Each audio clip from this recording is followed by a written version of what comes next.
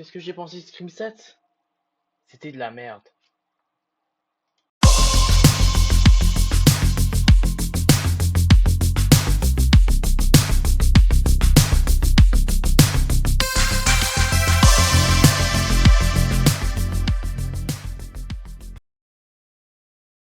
Tout d'abord, Scream 7, ça part d'un très mauvais pied car il y a des boycotts. Et pourquoi il y a des boycotts?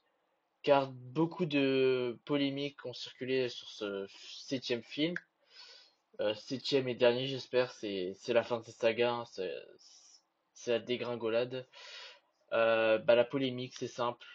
Une actrice que vous connaissez sûrement, je n'ai pas le nom hein, de tête, a soutenu politiquement la Palestine, normal quoi, on est un minimum humain.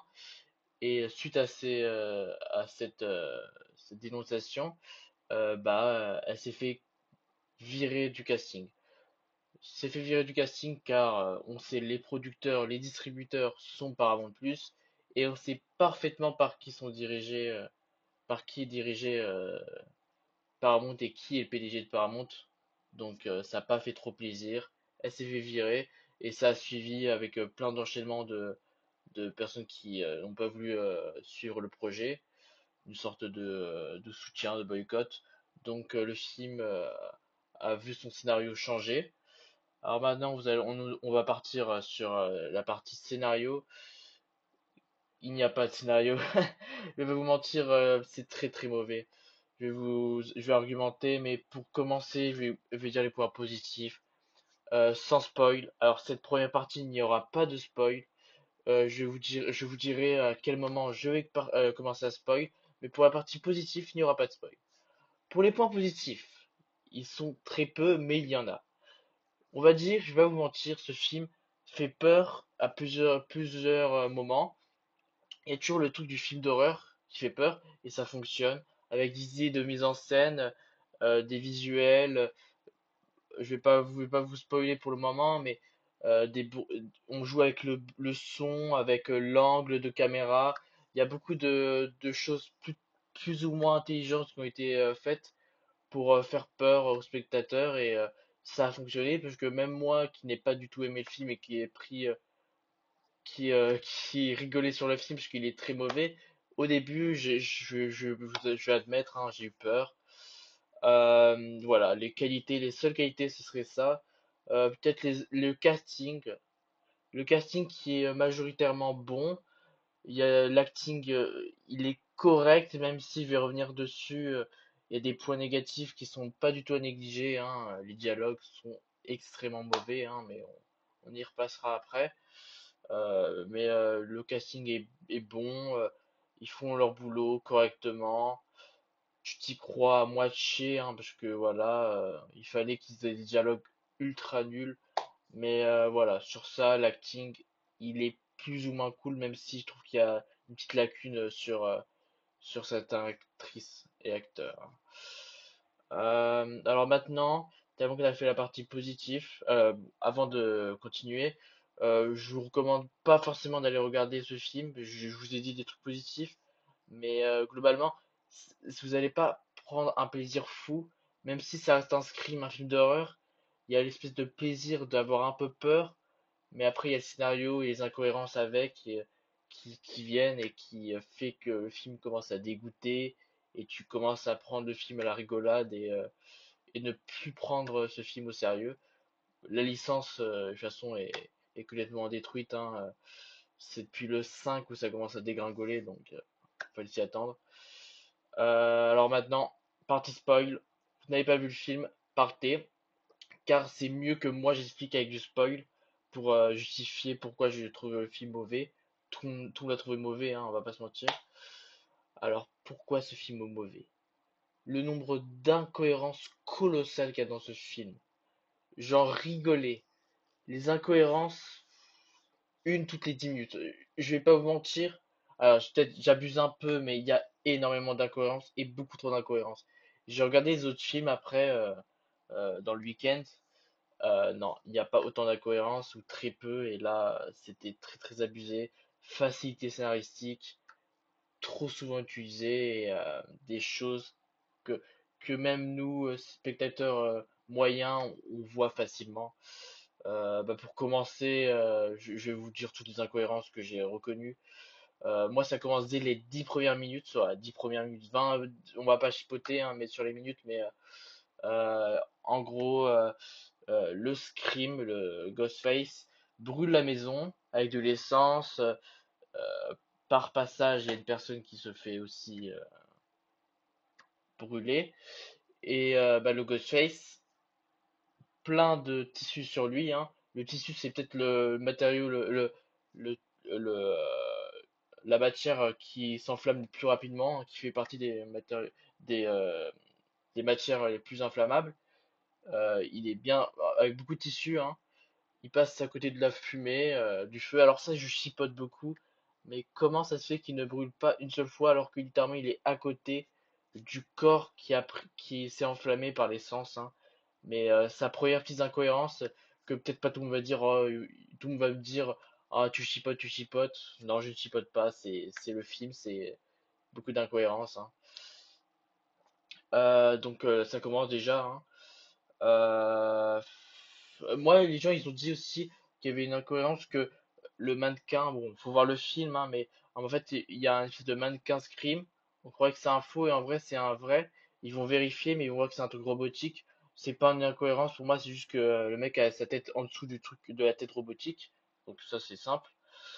Bref, ce que je peux dire d'autre, les incohérences sur le couteau. Le couteau, je sais pas si je peux me faire censurer sur YouTube mais ou me faire cancel, mais je vais parler avec des mots, vous allez comprendre. On va dire qu'une personne, le mari à notre actrice si connue que je n'ai plus le nom, j'ai des notes et j'ai carrément oublié les noms, c'est ma faute. Je n'ai pas envie de recommencer et pas envie de faire de montage, donc tant pis. Notre actrice principale qu'on voit dans le Scream 1 a un mari qui est policier, shérif, je crois. Lui, il se fait malheureusement attaquer. 15 fucking coups de couteau. Facilement 15 coups de couteau. Humainement, tout le monde, même avec des chirurgies, des chirurgiens de haute qualité, tu survives pas en fait. 15 coups de couteau. Et en plus, le mec, ça a duré en fait. 15 coups de couteau, tu meurs 10 minutes après ou 2 minutes après, mais tu ne survis pas pendant plusieurs heures jusqu'à la fin du film avec 15 coups de couteau dans la poitrine. C'est humainement impossible. Je lui dis clairement, humainement impossible. C'est la grosse incohérence. Ils ont voulu garder le personnage en vie. Pourquoi? Je ne sais pas. La grosse incohérence. Et on fait pareil pour le journaliste. Le journaliste qui se prend. Alors moi, dans mon souvenir, il s'était pris un couteau dans le crâne, mais je me suis totalement trompé. Il l'a pris dans la poitrine, mais dans la poitrine assez violente, vous voyez. Et bah c'est simple. À la fin du film, il se relève normalement, il filme sans problème. Le mec, on a l'impression qu'il a jamais eu de blessure. Le mec est sain et sauf, alors qu'il s'est pris un couteau dans la poitrine. Très très violent. Donc, grosse incohérence. Alors, je sais plus si c'est l'épaule ou le torse, mais tu n'es pas intact comme ça, tu vas à l'hôpital, t'es à moitié KO, il y a une énorme incohérence. Alors, j'ai encore plein d'autres incohérences hein, que je peux parler. Incohérence que j'ai relevé aussi, la force des Ghostface. Bon, je vais vous le dire du coup, on est dans la partie spoil. C'est la femme du mec qu'on pensait un peu bizarre, la blonde. Et un autre mec d'hôpital psychiatrique, ça c'est un peu plus complexe, mais on s'en fout du personnage là, puisqu'on le voit aller une minute à l'écran. Non, j'abuse un peu, mais très, très peu utile. Donc la dame, on ne sait pas d'où elle sort sa force. Elle arrive à porter son fils, qui fait, on va dire, entre 55 et 65 kilos. Elle le porte comme ça. Je ne peux pas faire, personne ne peut le faire. Peut-être des strongman, mais tu ne peux pas avoir la force de porter ton fils qui... alors que génétiquement, je veux dire, la femme dans ce rôle n'a pas du tout la force suffisante. Déjà un homme c'est difficile, alors une femme impossible techniquement de pouvoir porter son gosse, vers son enfant, son ado en plus, hein, le mec à la vingtaine, et comme ça. Comme ça. Personne n'a la force pour, hein, personne. C'est impossible. Une énorme incohérence, hein, parce que c'est bien elle qui a tué son propre fils. Euh, D'ailleurs, la justification pourquoi elle a tué son propre fils est totalement nulle. Bon, ça c'est un petit détail, hein, mais alors d'ailleurs la mort du fils c'est la plus drôle. Comme ça, je vais pas le dire parce qu'on est sur YouTube. Elle le pose sur une machine à bière et il y a la bière qui sort de la bouche. Alors ça c'est la plus drôle. Pendant une minute j'étais en fou rire. Ouais, hein, faut pas rire parce que c'était dégoûtant, mais moi je rigolais. D'autres incohérences, la police totalement bête et inutile dans ce film. Oui, je chipote, mais à un moment, le Ghostface, il était caché dans la maison, ils sont attaqués et tout. Ils sont attaqués bah, comme d'habitude, quoi. Ils sortent de la maison, elle se fait toujours attaquer. Il y a un combat entre le shérif, qui n'était pas encore blessé, hein, le shérif et le Ghostface. Euh, il se bat. Déjà, je comprends pas pourquoi un shérif galère contre un mec lambda. Bon, bref, ça on va pas chipoter. Du coup, le Ghostface est plutôt bien parti pour gagner. Sauf que en fait, il crie, il crie, il crie. Et pour anecdote, juste avant, genre littéralement 20 minutes avant dans le film, 10 minutes avant, ils avaient dit que les policiers allaient surveiller les quartiers. Ils se battent pendant 2-3 minutes. Aucune intervention des policiers. Ils ne surveillent rien du tout.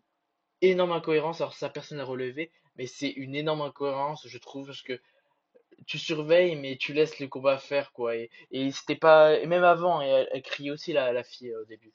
Donc, énorme incohérence, hein. Et une autre incohérence, le Ghostface qui galère à attaquer, à tuer. Il se fait écraser par la journaliste qu'on voit dans le 1, dans le 2, dans le 3, dans le 4. Vous connaissez la journaliste, hein, si vous êtes un fan de Scream. Et ben la journaliste, elle écrase. Alors on ne sait pas pourquoi elle vient à ce moment-là spécifique, mais le hasard a fait que quand le Ghostface il est à l'extérieur et qu'il est presque sur la route, bah, la voiture, la journaliste arrive et écrase le serial killer. La journaliste spawn de nulle part, on peut le dire. Ça m'a pas du tout plu, parce que c'est une énorme incohérence aussi. Je veux dire, en fait, il y a beaucoup, beaucoup de félicité scénaristiques, et ça m'énerve. Alors, qu'est-ce qu'on peut parler? Bon, ça c'est comme dans tous les films Scream. Ils sont assommés 15 000 fois, ils ont jamais rien. Je veux dire, ils se relèvent. On va pas chipoter parce qu'ils font ça dans tous les films, hein. Ils sont invincibles, on a l'impression dedans. Euh, la téléportation. La téléportation. On a tous rigolé avec les amis. En fait, à un moment, ils sont dans une espèce de garage. En fait, il y a une salle qui est en travaux. Là, il y a un énorme combat. Je pense le combat peut-être le plus intense. Non, pas plus intense, j'abuse totalement. Ils se combattent et en fait, elle se retrouve assommée dans le garage. Sauf que il lui tire dessus, il me semble, de souvenir. Et du coup, il pense qu'elle est finie, quoi. Sauf qu'ils discutent, ils discutent, hein. Et en fait, ils discutent pendant 5 secondes, premier degré. Ils se retournent, elle est plus là. Ils ont rien entendu, on va dire, hein. Ils ont rien entendu. Elle se relève ultra rapidement alors qu'elle est ultra blessée, hein, la fille, on se rappelle, c'est-à-dire la meurtrière. Il se relève directement, sans problème. Alors moi, je trouve ça ridicule, parce qu'en fait, c'est facilité scénaristique et incohérence que tu te relèves, personne n'entend, et tu te relèves en 2 secondes, tu te décales en 2 secondes, et elle vient à l'opposé de la salle. Vraiment, elle a, comme si elle était sain et sauve, elle se relève, personne ne capte. Bref, je chipote beaucoup, mais ce film il est très mauvais. Alors, j'ai parlé des dialogues juste avant. Oui, les dialogues. Les dialogues. Oh. Alors, je sais que c'est la VF et que ça veut rien retranscrire, hein. Voilà, d'habitude je suis pro VO, mais là, pour ce film, je m'en foutais. Les dialogues. Les dialogues, je sais pas qui a eu l'idée de. Le réalisateur, je le déteste, hein, je vous dis, hein. Mais les dialogues sont gênants. Oh, les dialogues sont nuls, nuls, nuls. J'avais envie de partir de la salle. Les dialogues, c'est le seul truc qui m'a vraiment le plus dégoûté. Le reste, ça pouvait aller, même s'il y avait trop d'incohérences. Mais les dialogues, ils sont nuls. mais inintéressant, inutile. Et en fait, on a l'impression qu'ils ont fait un peu comme Netflix. Ils rajoutent des dialogues pour garder l'attention au spectateur, pour rien, en fait, pour rien. En fait, ils parlent beaucoup pour rien dire. Et des trucs d'amitié, vous savez, nostalgiques. Ils ont beaucoup joué sur la nostalgie aussi des personnages. Bon, ça, ils font ça depuis le début des films. Mais j'en pouvais plus. Je crois que j'étais à la moitié du film. Les dialogues étaient tellement mauvais, j'avais envie de partir. Heureusement que j'ai pas pris mes notes. Heureusement que je recherchais mes notes, hein, désolé. Je ne couperai pas au montage, je ne fais pas de montage pour le moment. Mais je voulais dire, heureusement que Isabelle May, c'est ça, heureusement que Isabelle May était dans le casting parce que elle a littéralement sauvé le film. Parce que moi, je l'avais déjà connue dans Young Sheldon, mais dans ce film, elle apporte une sorte de qualité. Elle est belle, mais pas que ça, mais elle est très, très bon acting. Elle arrive vraiment à s'imposer sur le film et j'aime vraiment ça. Je trouve qu'elle a vraiment apporté un plus à cette saga qui est foutue, on va pas se mentir. Voilà. Globalement, j'ai fait le tour. J'ai regardé mes notes, mais je pense que j'ai globalement fait le tour, hein. Voilà. J'ai globalement fait tout le tour. Donc voilà. J'espère que cette vidéo vous aura plu. N'oubliez pas les petits abonnements, le like, ça fait toujours plaisir. Pas de montage encore sur cette vidéo. Désolé pour les 16 minutes, les 17 minutes presque. Vous pouvez mettre en x2, ça me dérange pas, hein. Ce temps que vous écoutez ce que je dis. Les vidéos vont changer de qualité, comme je vous ai dit, hein. Je vais m'améliorer. Sauf que pour l'instant, je suis en train de travailler sur les logiciels de montage, donc j'apprends seulement. Donc oui, c'est pas maintenant qu'il y aura des vidéos de 10 minutes. Pas maintenant en tout cas. Merci et à bientôt pour un nouveau film.